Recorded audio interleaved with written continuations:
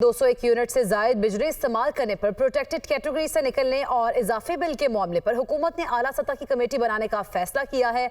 जराये के मुताबिक वज़ीर-ए-आज़म शहबाज शरीफ ने शिकायत का नोटिस लेते हुए कमेटी को यह हिदायत दी है कि 200 यूनिट्स की हद बरकरार रखने या इसे 300 यूनिट्स तक बढ़ाने से मुतालिक रिपोर्ट तैयार की जाए। मौजूदा निज़ाम में 201 यूनिट इस्तेमाल करने वाले सारिफीन 6 माह तक प्रोटेक्टेड रिलीफ से महरूम रहते हैं और तकरीबन 5000 रुपए इजाफी माहाना बिल अदा करने पर मजबूर होते हैं। तजवीज़ ज़ेरे गौर है कि 201 यूनिट सिर्फ इसी माह के लिए लागू हो और आइंदा के लिए 301 यूनिट तक प्रोटेक्टेड कैटेगरी में शामिल किया जाए। अरकान असेंबली का कहना है कि 200 यूनिट ज्यादातर कम आमदनी वाले सारिफीन ही इस्तेमाल करते हैं, इसलिए इस पॉलिसी को नरम करना जरूरी है। ज़राए के मुताबिक कमेटी की सिफारिशात काबीना में पेश की जाएंगी और मंजूरी के बाद ये मसला हल होने का इम्कान है।